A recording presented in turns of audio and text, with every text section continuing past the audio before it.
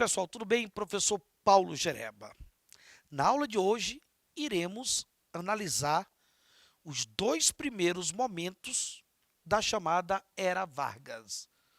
A Era Vargas, que vai de 1930 até 1945, e ela passa por três momentos políticos, três fases. Iremos analisar na aula de hoje as duas primeiras fases. A primeira fase, chamada de governo provisório, que não tem nada de provisório, até porque Vargas vai continuar no poder, de 1930 a 34, e a segunda fase, que é o chamado governo constitucional, que vai de 1934 até o golpe do Estado Novo, em 1937. Ok? Beleza. Quando se pensa no primeiro momento da Era Vargas, é preciso observar como Vargas chega ao poder. Isso é um passo importante. Analisar a chegada de Vargas ao poder.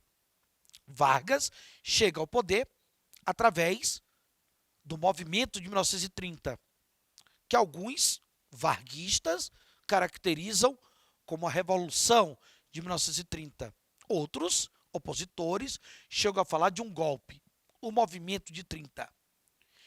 Um movimento, como diria o historiador Boris Fausto, que foi fácil identificar quem perdeu, difícil identificar quem venceu. Porque o movimento de 30, ele foi um movimento responsável politicamente pela queda das chamadas oligarquias tradicionais cafeicultoras de São Paulo, que comandavam o poder nacional. Vargas chega no poder com a destituição do presidente Washington Luiz. E até mesmo a impossibilidade de um outro paulista que foi eleito em 1929, inclusive contra Vargas, que foi Júlio Prestes, também teve a impossibilidade, nem chegou a assumir. Antes mesmo do Washington Luiz passar o poder para Júlio Prestes, nós temos a queda do Washington Luiz e a chegada de Vargas ao poder. Então, São Paulo, principalmente as oligarquias cafeicultoras, ligados ao Partido Republicano Paulista, foram as maiores perdedoras politicamente dessa chegada de Vargas ao poder. Porém, o que nós iremos observar é que diversos setores da sociedade apoiam a chegada de Vargas. Por isso, uma das principais características do movimento de 1930 é a sua heterogeneidade social. O movimento de 30 ele foi um movimento muito heterogêneo, socialmente falando, porque ele contou com a participação de diversos setores da sociedade que apoiaram Vargas, como, por exemplo, tenentes, oligarquias dissidentes, oligarquias de oposição, setores ligados à classe média, trabalhadores urbanos ou operários. Foram alguns dos setores da sociedade que vão apoiar a chegada de Vargas ao poder. Falar de Vargas, não apenas do governo constitucional, no governo provisório, mas eu diria também na última fase, que é o Estado Novo, que é o governo autoritário, se nós analisarmos esses 15 anos que Vargas vai ficar no poder, o modelo político da Era Vargas, de 1930 a 45, ele é um modelo político que nos traz algumas características importantes. Características que nós já vamos observar a manifestação delas desde o governo provisório, desde o início da Era Vargas. Nós já iremos observar manifestações dessas características. Por exemplo, uma delas é o centralismo político. O centralismo político é uma das principais características do modelo político da Era Vargas. E o centralismo político, ele já está presente em uma das ações governamentais que Vargas vai tomar assim que ele chega ao poder. Assim que ele assume com o movimento de 1930, o que é que ele faz? Ele retira os governadores que comandavam os estados, esses governadores vão ser depostos, e no lugar desses governadores, ele vai nomear interventores federais. No lugar dos governadores, ele nomeia interventores federais. Homens que, dentro dos estados brasileiros, iriam representar aos seus interesses. Então, isso mostra uma atitude de centralismo político. Por conta dessa postura de centralismo político, de nomeação de interventores federais, sem inclusive o apoio à aprovação dos estados, isso acabou gerando, nesse primeiro momento de Vargas no poder, durante o chamado governo provisório, isso acabou, na verdade, levando ao movimento de reação a esse centralismo de Vargas, que ocorreu através da Revolução Constitucionalista em São Paulo de 1932. A famosa Revolução Constitucionalista de São Paulo de 32. Um movimento que envolveu diversos setores ali também da sociedade paulista, um movimento que envolveu cafeicultores ligados ao PRP, ao Partido Republicano Paulista, que envolveu setores de classe média, envolveu jovens estudantes. Houve até um incidente com a morte de 4 estudantes, que acabou sendo a bandeira utilizada pelos revolucionários de 32 contra a Vargas, ou seja, em prol do movimento, o famoso MMDC, em homenagem aos estudantes que foram assassinados. Essa foi a bandeira lá que eles levaram, pegaram as letras iniciais do nome desses estudantes. E o movimento de 32 foi um movimento que reagiu ao centralismo de Vargas, que teve a presença de setores do Partido Democrático, também paulista, a presença de setores ligados à burguesia paulista, um movimento que reage ao centralismo de Vargas. Um movimento que não aceitou os primeiros interventores mandados por Vargas. Mas um movimento que, de certa forma, ele buscava a autonomia de São Paulo, ele buscava a força política de São Paulo. Um movimento que, de certa forma, buscava tirar Vargas do poder. Alguns analistas olham para o movimento 32, para o movimento constitucionalista, e dizem, olha, ali nós temos um movimento contra-revolucionário. Principalmente quando você olha a burguesia cafeicultora. Na medida que essa burguesia, com certeza, ela tem o objetivo de destituir Vargas. Mas, acima de tudo, foi um movimento que lutou contra o centralismo de Vargas. E houve uma violenta repressão. Vargas reprimiu o movimento de 32 de uma forma extremamente violenta. Houve uma repressão violenta a esse movimento. Apesar disso, Vargas teve que nomear, inclusive no final, um interventor de consenso. Foi um interventor, mas não foi o que ele queria. Foi um interventor de consenso. Um interventor que foi aprovado pelos paulistas. Então, observe que o centralismo político ele vai estar presente aqui na era Vargas. Uma outra coisa interessante é o estilo populista. O modelo varguista é o modelo populista. Observe que desde o governo provisório, nós teremos a criação das primeiras leis trabalhistas, a criação do chamado sindicalismo corporativista. As leis trabalhistas, o sindicalismo corporativista, medidas populistas de Vargas, já desde o governo provisório. Outra coisa importante, um governo que também vai ser marcado por uma modernização de nacionalismo econômico. De nacionalismo econômico. Nós iremos observar claramente isso. Observe que Vargas ele vai criar o Ministério do Trabalho, da Indústria e Comércio. Aqui já começa a se pensar no início da industrialização no Brasil. A era Vargas, uma das grandes marcas dela vai ser o início da industrialização. Dessas fases da era Vargas, que já começa, desde aqui, a ser pensada a partir da construção desse Ministério do Trabalho, Indústria e Comércio. O que não significa dizer que Vargas abandonou o café. Ele não abandona a política agrária. Ele prioriza a política urbana e industrial.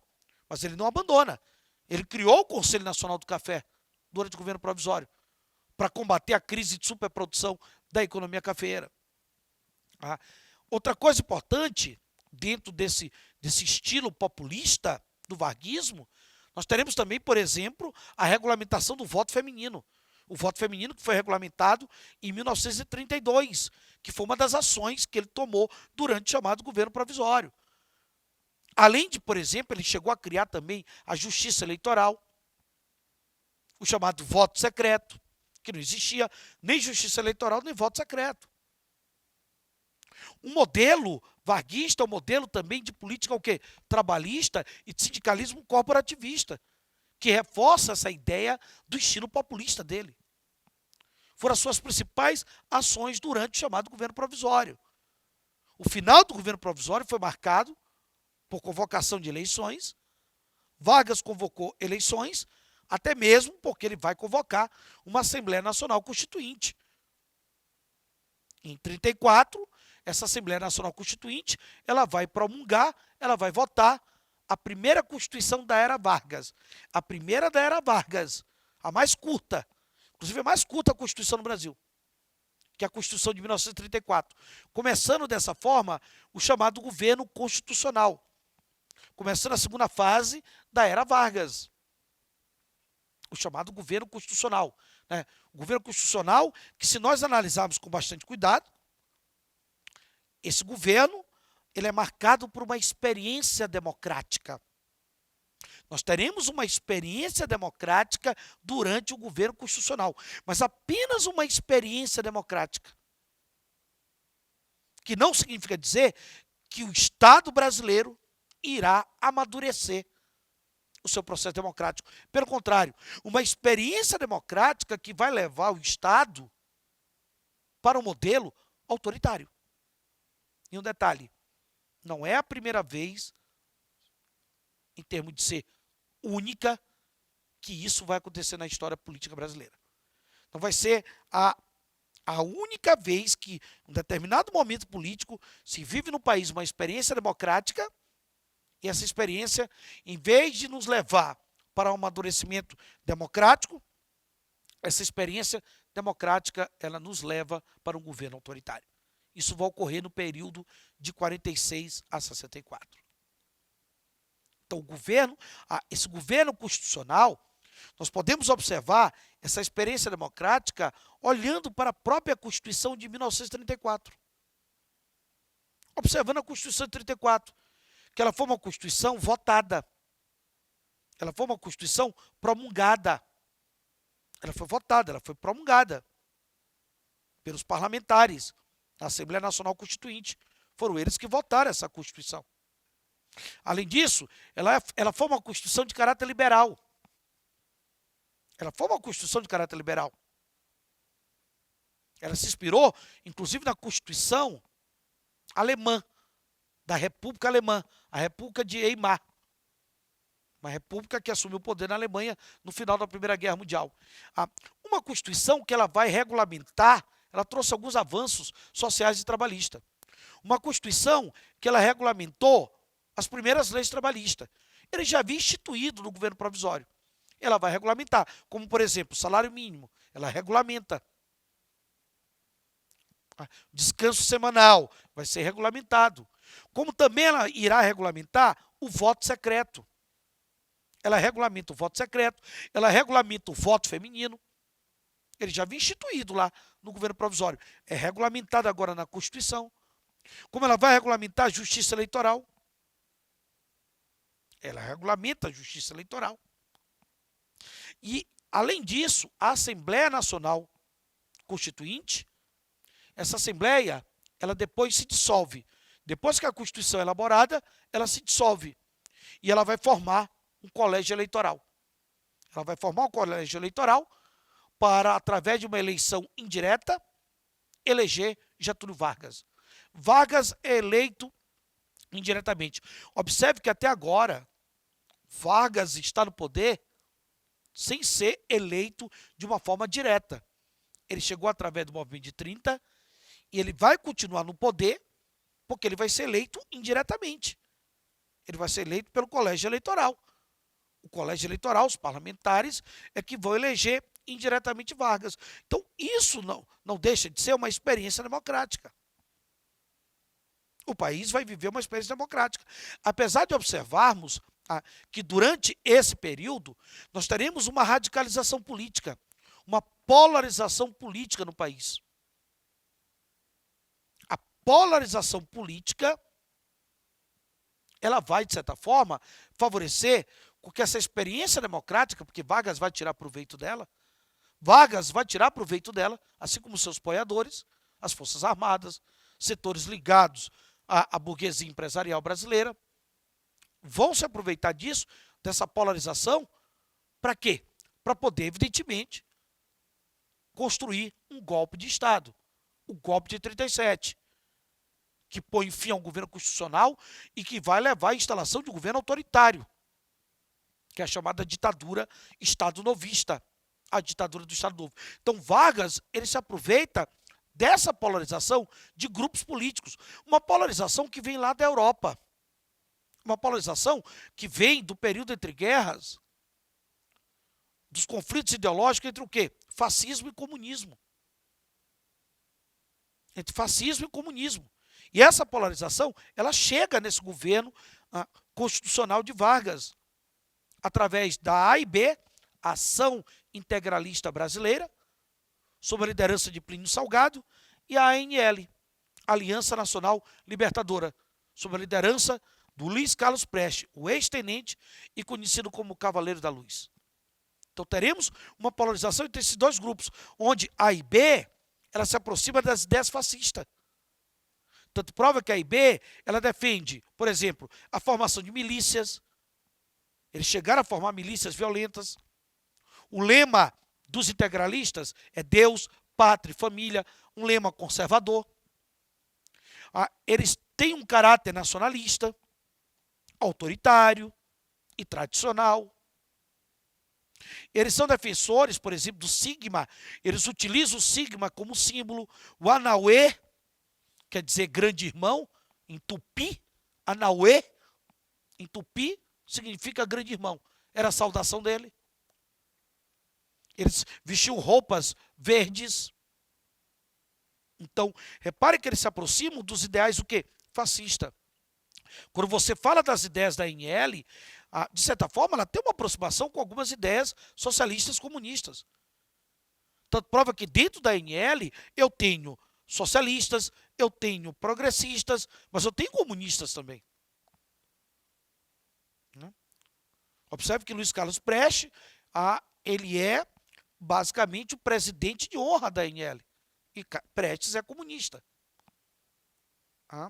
Casado, inclusive, com Olga Prestes. Tem até o filme de Olga Bernário, Olga Prestes, que eu sugiro para vocês darem uma olhada. Vocês observem a polarização da época. E aí, o que acontece? A ANL, que pregava o fim do pagamento da dívida externa, né, que pregava a nacionalização das empresas estrangeiras, que pregava uma reforma agrária, onde você tem diversos grupos, você tem setores socialistas, comunistas, progressistas. A ANL, que Vargas colocou na clandestinidade, ele mandou fechar a sede da ANL. O que vai acabar levando a ANL de certa forma precipitada, a tentar um golpe para derrubar Vargas. De certa forma precipitada, porque a ANL, ela não tinha uma base nacional, uma representatividade nacional para derrubar Vargas, que foi a intentona comunista, que acabou sendo um fracasso. E Vargas se aproveitou muito bem da intentona. Observe que a justificativa que Vargas deu em 37, a justificativa ideológica, para poder articular o golpe do Estado Novo, e ele continuar no poder de uma forma autoritária, a grande justificativa foi o plano COI. Um plano falsificado, forjado, inclusive com a participação de integralistas. Um plano que falava que o Brasil seria invadido pelas principais lideranças comunistas. E que foi uma justificativa para poder ter o apoio, de certa forma, né, dos parlamentares, onde ele fecha o Congresso, mais tarde decreta o estado de sítio, e aí você tem a instauração do governo autoritário. Ok? Dessa forma, temos aí, a partir de 37, o Estado Novo. Ok, galerinha? Um grande abraço e até o nosso próximo encontro.